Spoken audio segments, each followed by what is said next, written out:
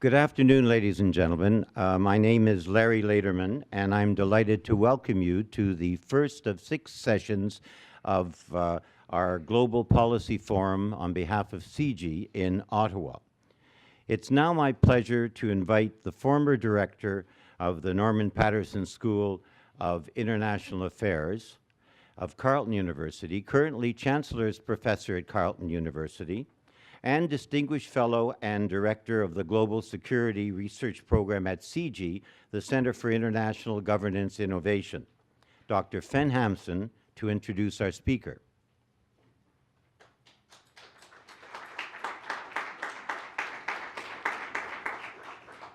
Thank you very much, Larry, for that generous introduction. I'm learning that at some point everybody becomes a former. It's my great pleasure to introduce my colleague, Dr. Domenico Lombardi, who is director of CG's Global Economy Program, where he oversees the research and direction of global economy and related activities at CG. He wears a number of hats. He's also chair of the Oxford Institute for Economic Policy, vice chair of New Rules for Global Finance Coalition, and he sits on the advisory boards of the Bretton Woods Committee in Washington, the G20 Research Group and G8 Research Groups at the University of Toronto, and the Istituto Affari Internazionali, is that all right? Perfect. In Rome. He's a member of the Financial Times Forum of Economists. You've probably seen his articles in the FT, and editor of the World Economics Journal. Prior to coming to CG, Dr. Lombardi was a senior fellow at the Brookings Institute in Washington, or institution. It's not an institute, it's an institution. In 2011, he was rapporteur of the high-level panel on governance of the Financial Stability Board, chaired, as you know, by Mark Carney. A year earlier, he was appointed by the World Bank's Group Board of Directors as the external reviewer to conduct the first independent review of the group's oversight and accountability units. His distinguished career includes positions on the executive boards of both the International Monetary Fund and the World Bank. He has a very distinguished publishing record. He has also testified many times before the U.S. Senate Committee on Banking, Housing, and Urban Affairs, and the Subcommittee on Security and International Trade and Finance. And I dare say he has, or will shortly be, appearing before the House of Commons Foreign Affairs committees. He has an undergraduate degree in banking and finance from Bocconi University in Milan, and a PhD in economics from Oxford University. There's more, but I'm not going to say it. It's a great pleasure, and please give a warm welcome to Dr. Lombardi. Thank you very much, Fen. I hope I'm not going to disappoint you after this very generous introduction. So first of all, it's a pleasure to be here. I was here last time 3 or 4 weeks ago, and at that time we sort of previewed the G20 summit, which was going to take place a few days later in St. Petersburg. And at that time, you know, essentially, I made 3 points. The first, that leaders would be discussing a relatively broad agenda, essentially going from the reform of the international financial architecture, the global economy, to climate change, multilateral trade, an unusually broad spectrum of issues. And in fact, the final communique consisted of 27 pages, a little bit more than 26, depending on how you count them. The second point I made here at the Rideau Club was that there wouldn't be hard deliverables or immediate deliverables. And just, to give you an example, clearly, the London summit at the height of the international crisis was, of course, a very productive summit.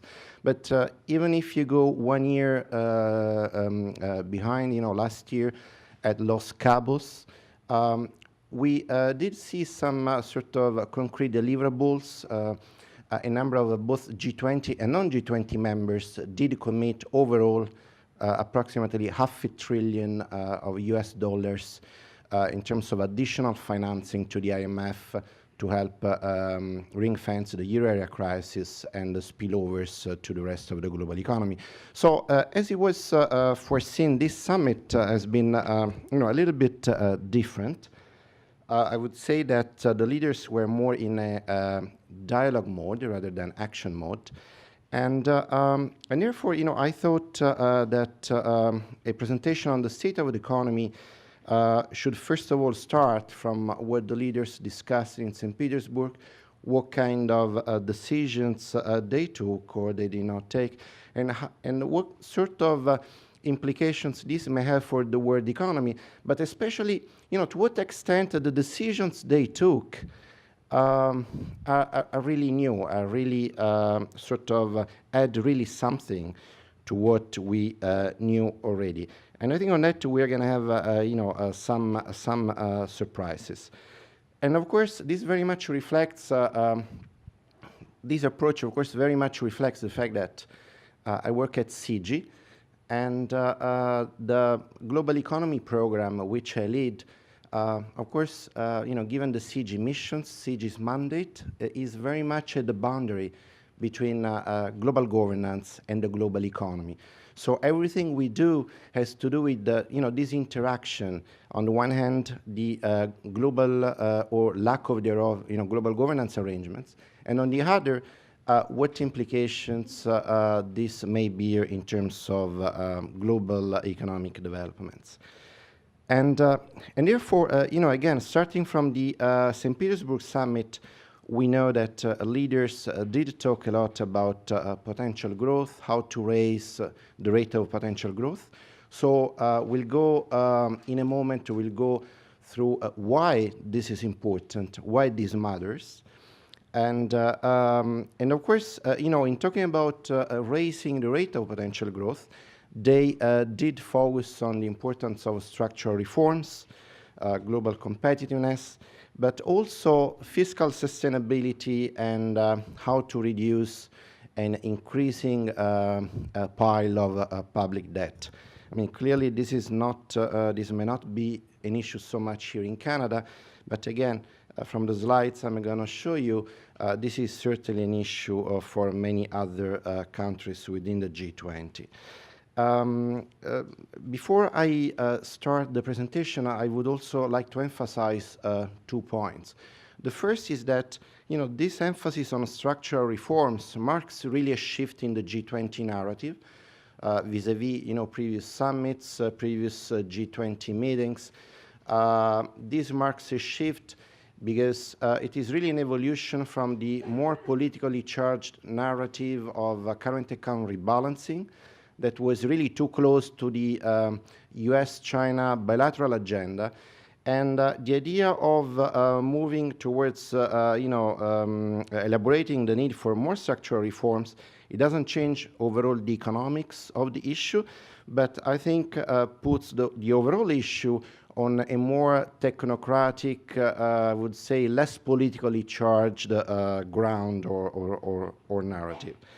And, if we were really to say, if we were to ask the most, I think one of the most intriguing questions, would the G20 really add something to what actually leaders have decided in St. Petersburg?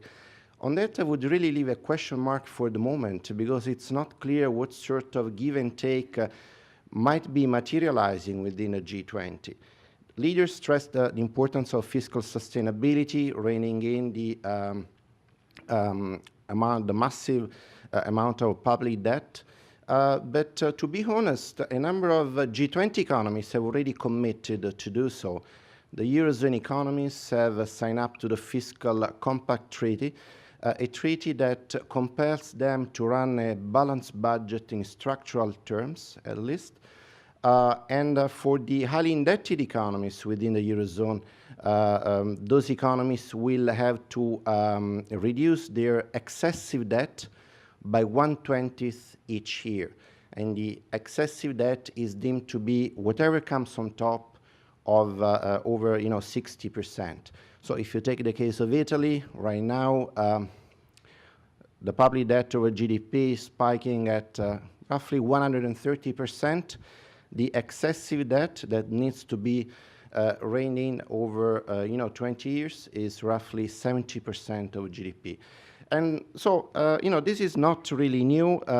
If you take the case of Japan, at the other end of the spectrum, Japan is hitting this year 240, 250 debt over GDP ratio, and has committed to achieve a primary surplus by 2020.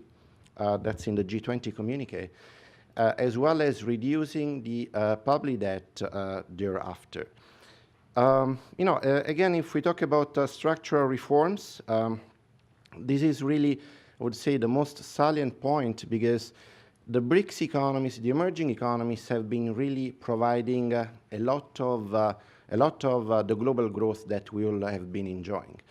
And therefore, in order for the BRICS economies to keep this same pace of contributing to global growth, they do need to introduce a wide range of structural reforms so that their potential growth rate would not fade over time, but would would still continue to be sustainable at current rates.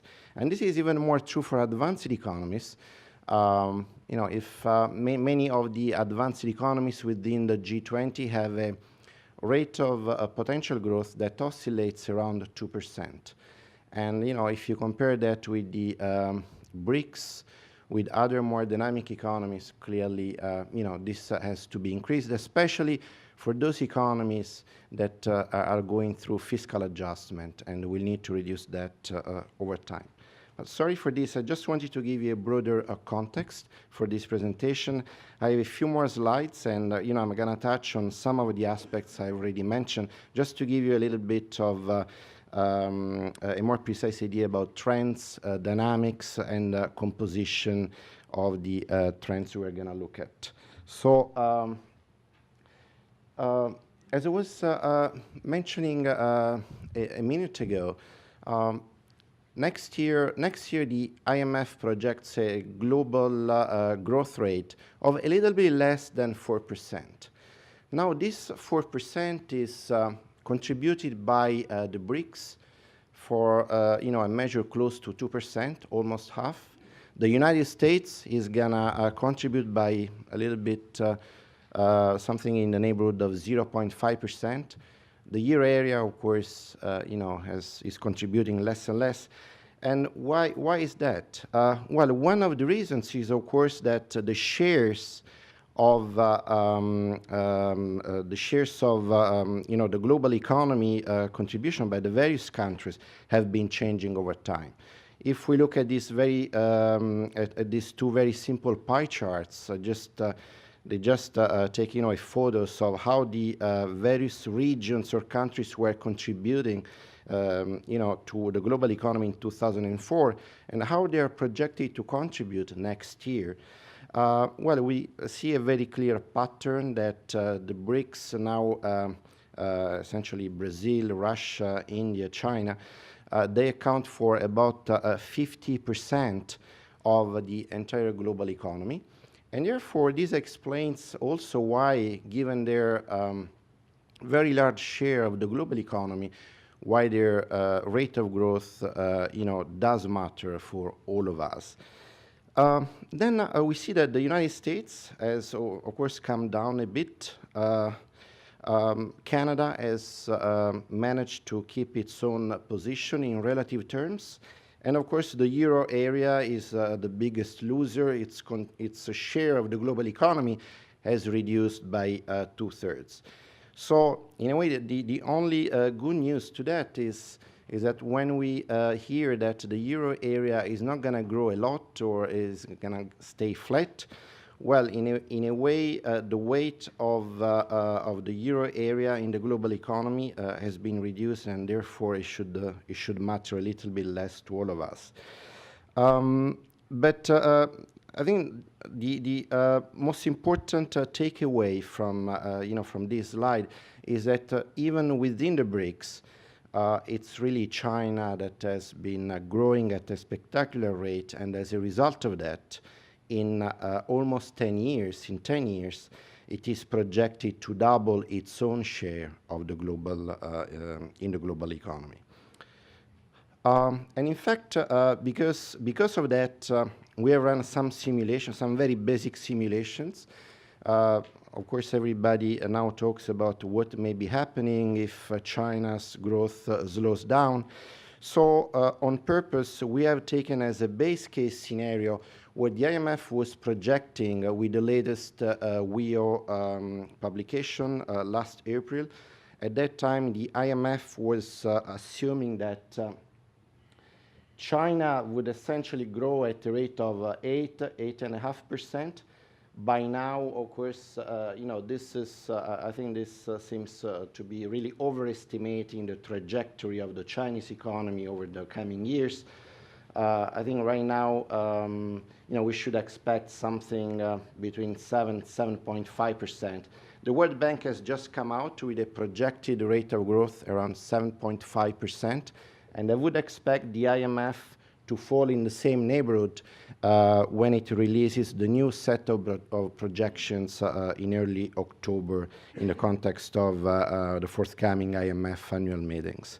But what we do see is that clearly if China's growth fall down to 7%, this knocks off growth by 25 basis points per year, in terms of global GDP growth.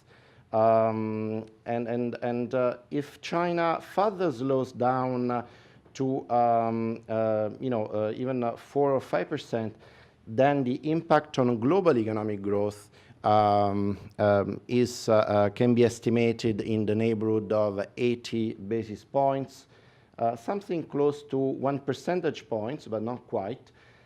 However, if you add a slowdown of the BRICS economy, so not just China, but if you add up India, Brazil, and Russia, and you assume that they would be growing over the coming years at a rate of about 4%, this is going to knock off a full 1 percentage point from the estimated, the projected world economy growth rate. So this is why, as I said, BRICS do matter, and this is why there is a lot of pressure in the context of the G20 to make sure that the BRICS will be growing at a high enough rate to compensate for the sluggishness of many of the advanced economies. And in fact, just talking about advanced economies, what we have done here is to project the potential growth rate, the weighted potential growth rate among all the advanced G20 economies, and then compare this with the actual, actual projections. So this is the projections of the potential growth rate. That is a sort of average rate at which an economy is expected to grow under reasonable assumptions. And then this is how much an economy actually turns out to grow. And of course, these are all forecasts from 2013 onwards. So I think here we can observe two things. The first is that actual growth is systematically projected to be higher than the potential rate of growth. And Number two, that the potential rate of growth is pretty low. And therefore, this has a number of implications, especially if many of these economies, not all, but many of these economies, will have to fiscally consolidate over the coming years.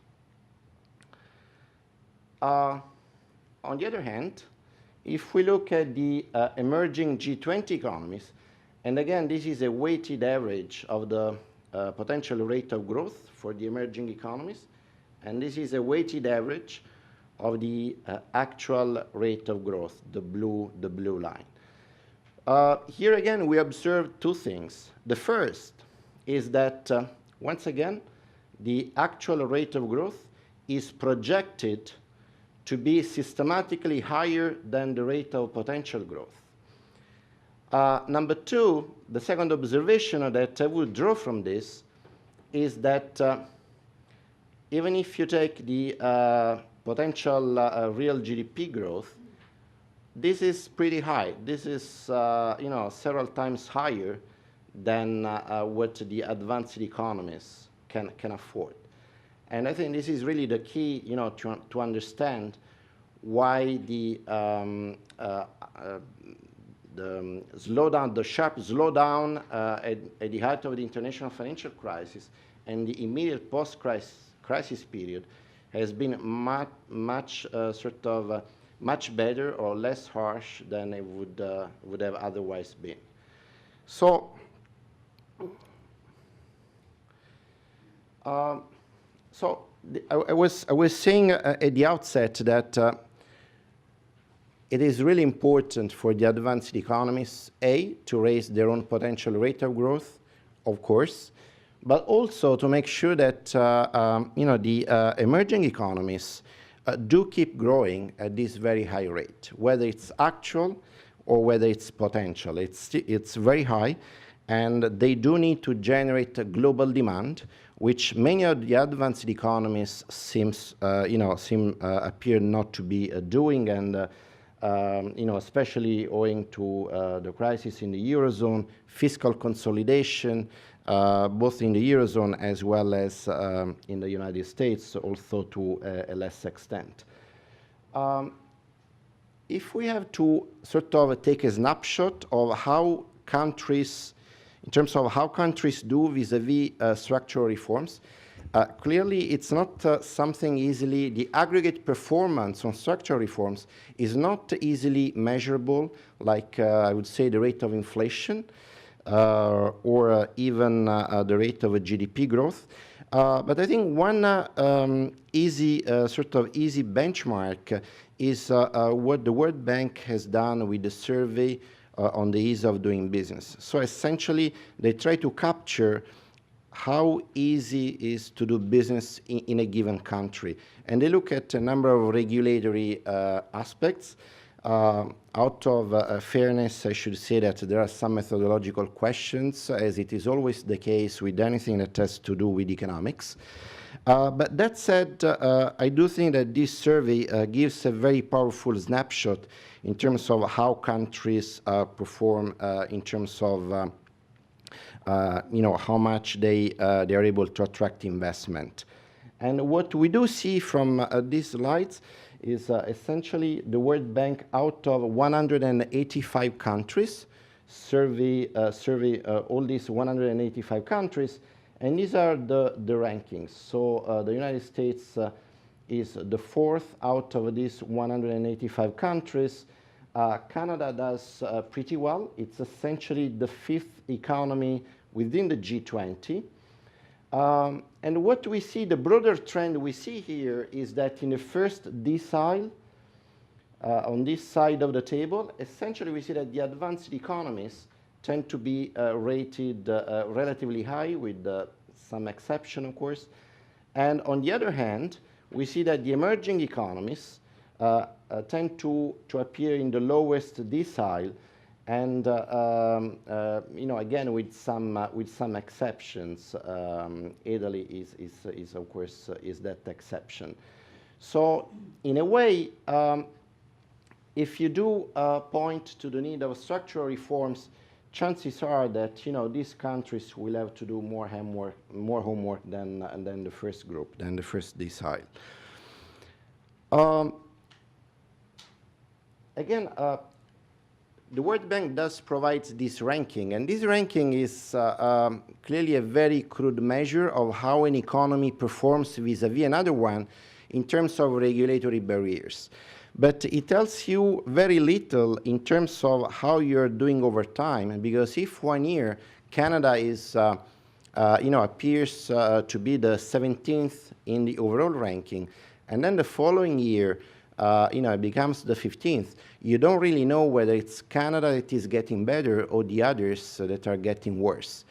And therefore, sort of to address this, this issue, again, the World Bank has elaborated a measure. It's called Progress to Frontier, and it gives you so 100 is the best possible performance, and then you are able to see how countries are doing, what sort of progress they are making in terms of attaining the best possible performance, and this slide, this chart only features the emerging economies, because I think this is most relevant to the purpose of this talk.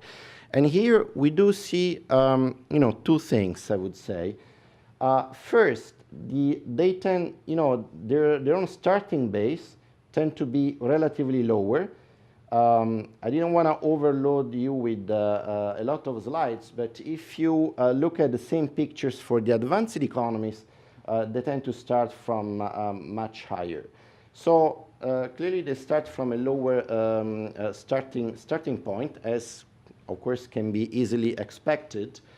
And there is some progress for many. Although, if you take the case of China, this progress tends to be quite steady. For others, it tends to be a little bit flat. Even, in the outer years, if you take the case of Brazil, you do see even a worsening, essentially a downward path in terms of this rate of progress. So instead of moving forward, Brazil is moving backward. But overall, what you see is that they start from a relatively low base, and they do make some progress, and certainly they will need to do sort of more reforms in terms to attain the same level of regulatory environment that many of the advanced economies can already rely on.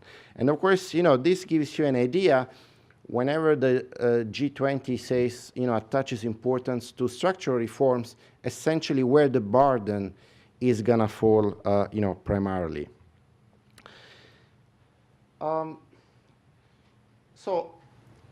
This is as far as structural reforms are concerned. We have seen, how the potential growth rates look like. Again, the advanced economies do relatively poorly. The emerging economies have been doing pretty well. The other item that was discussed by the G20 leaders is fiscal consolidation. And here you might recall that initially there was the idea that the G20 could commit to some specific targets in terms of reducing the debt to GDP ratios to certain threshold. Canada was certainly in that camp. Germany was also in that camp. The United States had a somewhat different position. The United States was in favor for, didn't want to pre-commit to a specific targets. Well, in the end, what we did notice in St. Petersburg was that leaders were able to manage a sort of compromise where they do agree to fiscal consolidation, to reducing the debt to GDP ratios over the medium term, but they did not commit to any specific threshold. So in a way, this was the price of the compromise.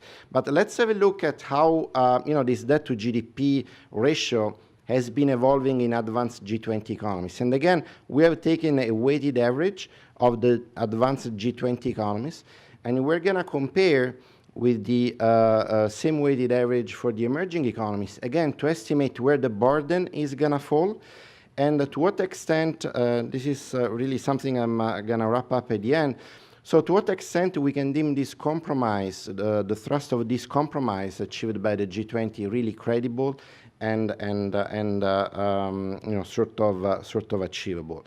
So here we see that the debt among the advanced G20 economies is on an upward trajectory, except for a relatively minor decrease in 2006 and 2007, but then it is on a steady upward trend. It peaks in 2013, and then it is projected to slowly decrease in the outer years. If we look at the same graph for the emerging economies, we see I would say, a symmetrically opposite picture. So we see that you know, the debt to GDP ratios in the, again, this is a weighted average of the emerging economies within the G20, is on a relatively steady downward trajectory. It spikes in 2002 due to the effects of the Argentinian crisis. Then it spikes again around at the height of the international financial crisis, because some of these countries implemented some you know, of course, stimulus policies that fed back into higher debt. But other than that, this is very much on a downward trajectory and is projected to fall more and more, especially in the outer years.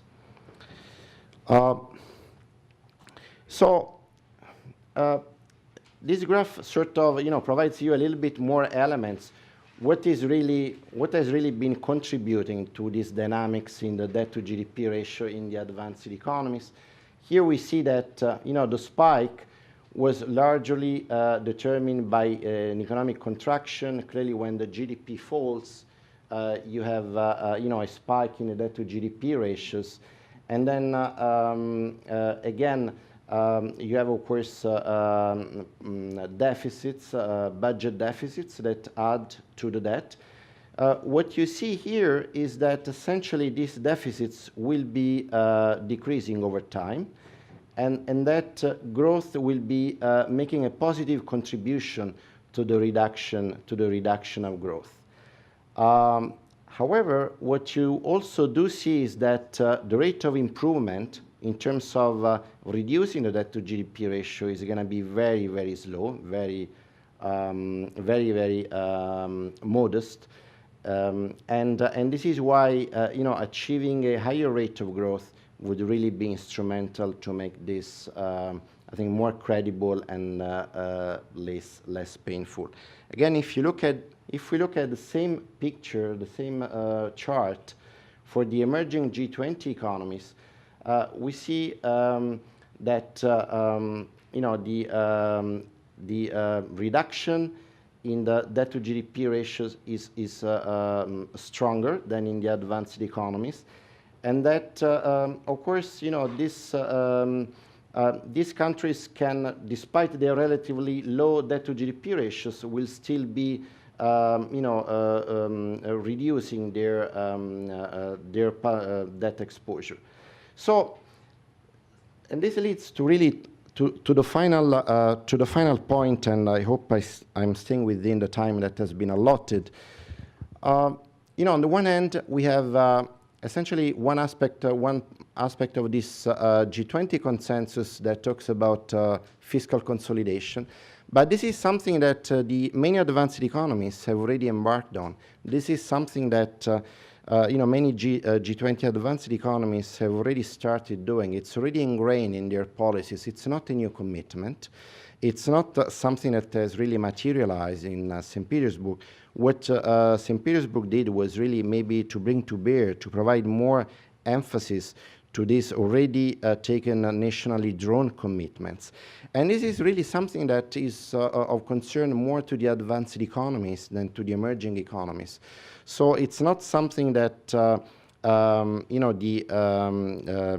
in a way, the advanced economies can offer to the emerging economies. A, because they have already pre-committed to that, and B, because given their very large debt to GDP ratios, it's something they would need to do anyway.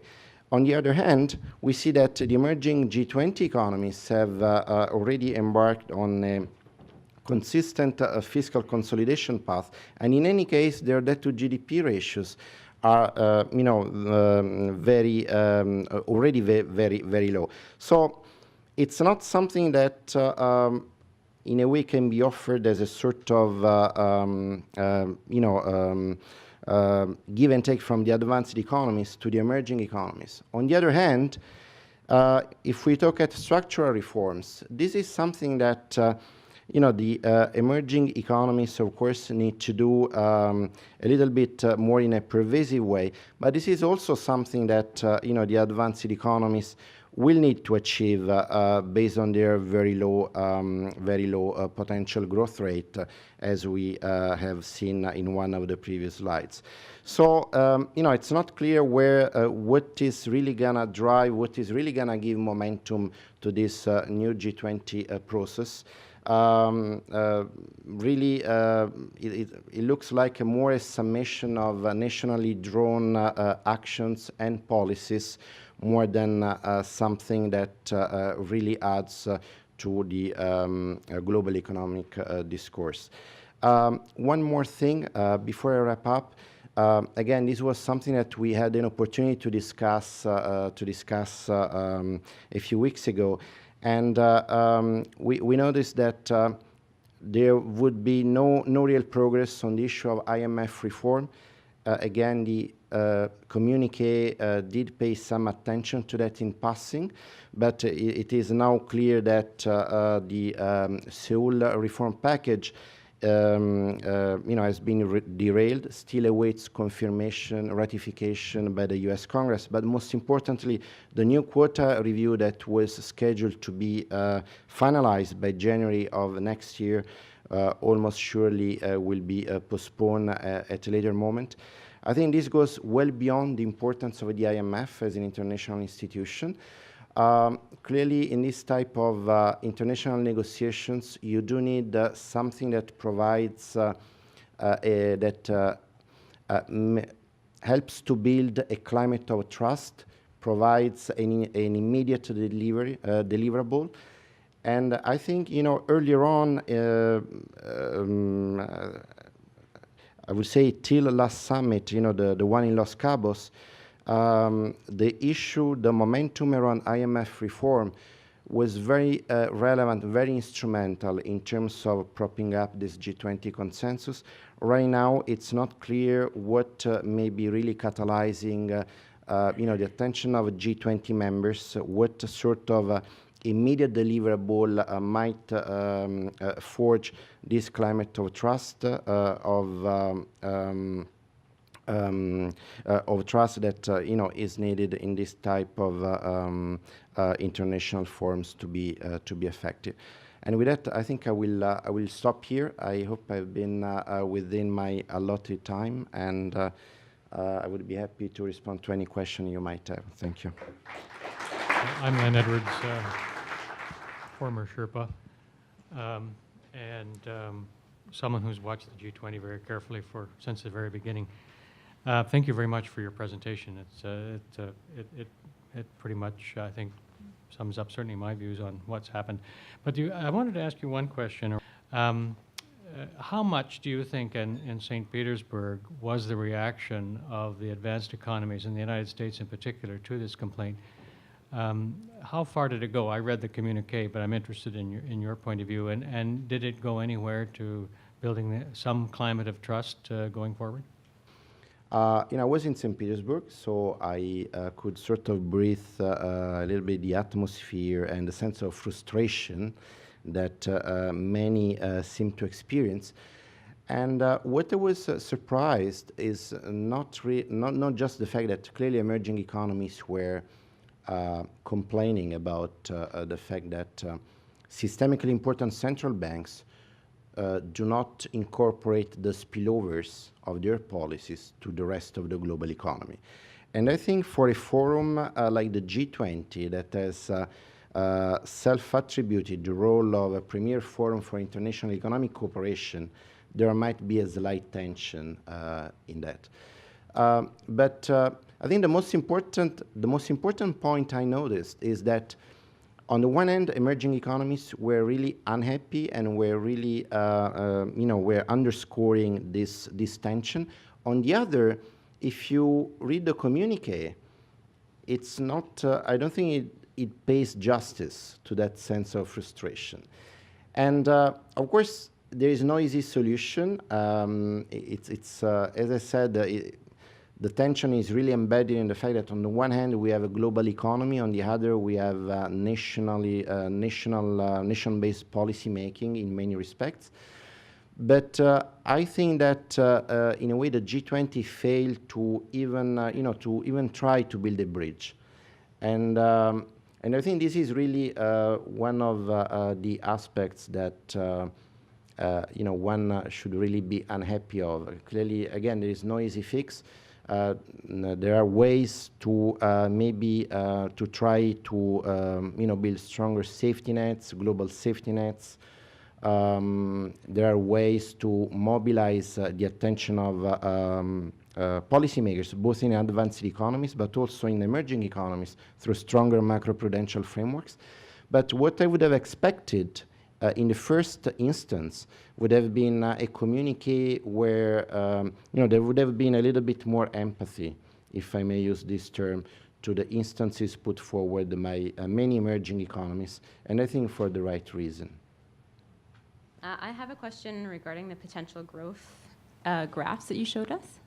The first one was that, just to my eye, there's no clear indication that the real GDP growth is going to exceed the potential GDP growth. It seems to go back and forth. And secondly, regarding particularly emerging G20 economies, after 2013, there seems to not be very much of a correlation between the potential real GDP growth and the forecasted real GDP growth. Could you elaborate a bit on? Sure. Thank you. Well, first of all, these are projections made by the IMF. I think it goes back and forth for the realized data so far, but that's not the case for the projected data. And my comments were referring actually to the years, to the coming years for which the IMF has indeed made this projection. But I do, I do confirm, I think the main thrust of those projections, that is first, based on the IMF assessment, the projected actual rate of growth is still going to be higher than the rate of potential growth. And in any case, the rate of potential growth is substantially different, is exceedingly different between advanced economies and emerging economies. And I think, in a world where you go, say, 10 kilometers an hour and others go to 50 kilometers an hour, I think this should raise some concern. Just a quick question on the IMF. You suggested the IMF quota reform is on ice right now. What do you think is going to what will be required to get that back on track, especially in the terms of the kind of compromise we need to see between the emerging members of the G20 and the current rich countries in the G20? Yeah, as you know, this IMF reform package was endorsed by the G20 leaders in Seoul. It was November 2010, and they established themselves a deadline of October 2012 in order to ratify the same package. Now it's we are 1 year later, and essentially the reform has not been enacted because the US Congress has still to ratify it. I think this goes well beyond whether the US Congress is going to ratify it or not and when. It has undermined that sense of trust. And it has also deprived the G20 of that sort of momentum that has characterized, its early decision, its early consultations. So, of course, because the US Congress is still to consider the package, it is unfeasible for the IMF membership to move forward to the next stage. Because it is just, it would just be politically awkward that while Congress would be considering a certain package, with certain parameters, then the membership would agree on something that comes on top of that. And clearly, these are conversations that are very delicate in the current context in Washington. On the one hand, you are asking Congress to decide on certain appropriations, and then at the same time, Congress might learn that there are other negotiations that will require further appropriations. So I don't think that first the administration is willing to back this request with all the political capital needed. And secondly, I don't think this is just feasible in the current context where not even the basic parameters of the public budget in the US are settled. And of course, the IMF is a kind of second-order issue to all that. So what I think is that, there is no end in sight, at least at this moment. Any approval of the Seoul package is not likely to be immediate, but hopefully I may be wrong. And secondly, what is certainly true is that the deadline that the G20 had set, together with the IMF governance bodies, of January 2014 for a further package of governance reforms, that is definitely on the back burner. And I think this, although the G20 officials sometimes dispute whether it's a G20 matter or it's an IMF matter, in the end, the G20 did provide all its political capital for these discussions. And not fulfilling those discussions till the end, of course, undermines the credibility of the G20 itself. And B, I would say challenges, that climate of trust, of understanding that was so good in the early days of the G20 summits, and really made the G20 consultations appear to be working for everybody. My name is Patrick Dion, and there's no risk of me becoming the current or the former dean of the Norman Paterson School, but I am fascinated by this in a way that I suppose will betray the more micro-level question to the presentation you put before us. And that really is to the question of China's influence on the global economy, and you had a slide there that gave the different scenarios in terms of the world, the effect of the Chinese economy affecting, indeed, the global economy. What risk factors stand in between China, let's say, achieving that highest rate of growth? Hope is not a strategy, but I think there's lots of countries, even beyond the G20, that hope that China continues to progress as it does, and I'm just kind of curious to know what, in your estimation, stands in between China achieving its full potential. I think the performance that we have seen now of the Chinese economy in the recent years is really, quite exceptional, in the sense that we should expect certainly a lower rate of growth in the coming years. I think a lot will also depend to what extent the Chinese economy will be relying on export-led growth model, as it has been doing so far. As we know, the European Union is the largest export market, and of course, this is creating, a substantial slowdown in terms of export opportunities for China. But I think a lot will depend to what extent, this adjustment that we are currently seeing in the Chinese data does reflect a sort of conjunctural drive or a more structural drive. I think to the extent this reflects a more structural transformation, then we are more likely to see a Chinese economy growing at a steady rate. Again, it's not going to be like the one we are used to, but couldn't be, it wouldn't be substantially different. Of course, if China doesn't really manage to adjust the mix of the demand for its own products, between a domestic-led component and a foreign-led component, of course, the U.S. is going to fiscally consolidate, and there is no doubt. Europe is already heavily cutting on demand, and therefore it's going to be different to imagine where the sources of growth for the Chinese exports is going to come from. Just a quick question. I'm Barry McLaughlin. I'm not an economist. I'm not even an accountant, but I do have a question. When you look at the Western economies, including Canada, and you see their contribution to the global growth, do we have any reason to be complacent? You know, you mentioned in here, for example, that the chart shows that Canada's number 17 on the rank of ease of doing business, which actually surprised me a little bit. Australia's number 10. I guess my question is there a message in this to countries such as Canada? Is it just steady as she goes, or what should we be doing more or less of in order to improve this situation? Yeah, absolutely. I mean, clearly Canada, in the context of the G20, compares pretty well. We have seen that Canada is the fifth economy in terms of ease of doing business. If we look at the share of Canada in the global economy, we see that everybody else has been doing worse. Their shares have reduced. That's certainly true for the euro area. That's, of course, the worst performance ever. But even if you take the case of the United States, the US has indeed lost a few percentage points in the overall pie, while Canada has managed to remain, 1% at 1% share. So I would say, clearly this is already a good result in itself. On fiscal, in terms of fiscal matters, the Canadian authorities have already committed, I would say even pre-committed, to what the G20 has actually decided on.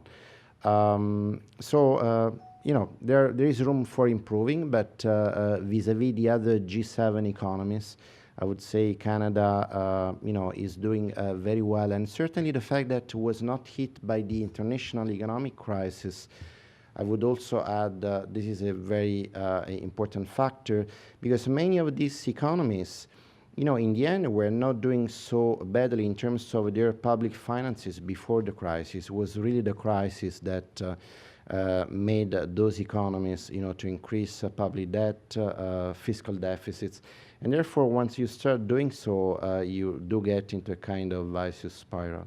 Canada was spared, certainly for its own merit, but the point is that, Canada is doing pretty well within the G20. Certainly, if I could add something, if we look at the rate of potential growth, it's about 2%, as the IMF has estimated. And again, maybe there could be policies to enact in order to lift further that rate. Once again, if we were to benchmark that rate vis-a-vis some European countries, we would be pleased. But on the other hand, the bar could be set higher. Well, thank you very much. It falls upon me to thank Domenico for his excellent presentation today. I think after this presentation, we can all see why CG was so wise as to hire Domenico. Your presentation was truly enlightening. It certainly helped me as a non-economist to understand the complexities of the very dense language of the 27-page communique, and I think it helped everyone to understand the communique much better. So on behalf of all of us here, I'd like to thank you, Domenico, and we all look forward to reading your commentaries and your blogs in future, and to hearing a lot more from you in the CG presentations here in the future at the Rideau Club. So thank you again. Thank you very much. Thank you. For immediate deliverables. And just, to give you an example, clearly, the London summit at the height of the international crisis was, of course, a very productive summit. But even if you go 1 year behind, last year at Los Cabos, we did see some sort of concrete deliverables. A number of both G20 and non-G20 members did commit overall approximately $500 billion of US dollars in terms of additional financing to the IMF to help ring fence the euro area crisis and the spillovers to the rest of the global economy. So as it was foreseen, this summit has been a little bit different. I would say that the leaders were more in a dialogue mode rather than action mode. And therefore, I thought that a presentation on the state of the economy should first of all start from what the leaders discussed in St. Petersburg, what kind of decisions they took or they did not take, and what sort of implications this may have for the world economy, but especially, to what extent the decisions they took are really new, are really sort of add really something to what we knew already. And I think on that we're going to have, some surprises. And of course, this very much reflects, this approach, of course, very much reflects the fact that I work at CG, and the coalition, and he sits on the advisory boards of the Bretton Woods Committee in Washington, the G20 Research Group and G8 research groups at the University of Toronto, and the Istituto Affari Internazionali, is that all right? Perfect. In Rome. He's a member of the Financial Times Forum of Economists. You've probably seen his articles in the FT, and editor of the World Economics Journal. Prior to coming to CG, Dr. Lombardi was a senior fellow at the Brookings Institute in Washington, or institution. It's not an institute, it's an institution. In 2011, he was rapporteur of the high-level panel on governance of the Financial Stability Board, chaired, as you know, by Mark Carney. A year earlier, he was appointed by the World Bank's Group Board of Directors as the external reviewer to conduct the first independent review of the group's oversight and accountability units. His distinguished career includes positions on the executive boards of both the International Monetary Fund and the World Bank. He has a very distinguished publishing record. He has also testified many times before the U.S. Senate Committee on Banking, Housing, and Urban Affairs, and the Subcommittee on Security and International Trade and Finance. And I dare say he has, or will shortly be, appearing before the House of Commons Foreign Affairs committees. He has an undergraduate degree in banking and finance from Bocconi University in Milan, and a PhD in economics from Oxford University. There's more, but I'm not going to say it. It's a great pleasure, and please give a warm welcome to Dr. Lombardi. Thank you very much, Fan. I hope I'm not going to disappoint you after this very generous introduction. So first of all, it's a pleasure to be here. I was here last time 3 or 4 weeks ago, and at that time we sort of previewed the G20 summit, which was going to take place a few days later in St. Petersburg.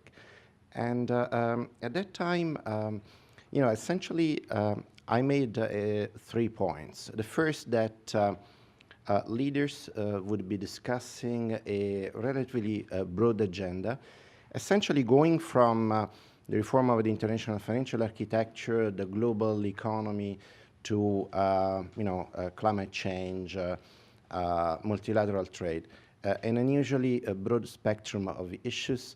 And in fact, the final communique consisted of 27 pages, a little bit more than 26, depending on how you count them. The second point I made here at the Rideau Club was that there wouldn't be hard deliverables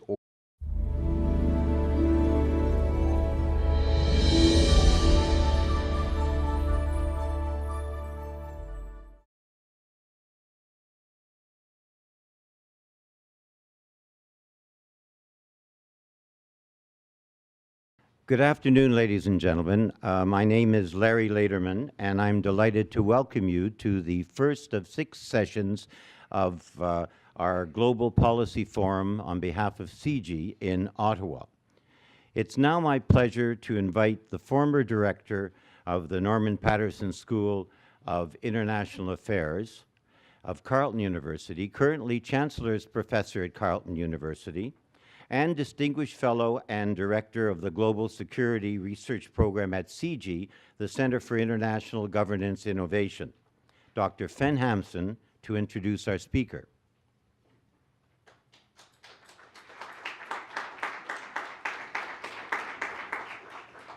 Thank you very much, Larry, for that generous introduction. I'm learning that at some point everybody becomes a former. It's my great pleasure to introduce my colleague, Dr. Domenico Lombardi, who is Director of CG's Global Economy Program, where he oversees the research and direction of global economy and related activities at CG. He wears a number of hats. He's also chair of the Oxford Institute for Economic Policy, vice chair of New Rules for Global Finance. Global Economy Program, which I lead, of course, given the CG missions, CG's mandate is very much at the boundary between global governance and the global economy. So everything we do has to do with this interaction. On the one hand, the global or lack of thereof, global governance arrangements, and on the other, what implications this may bear in terms of global economic developments.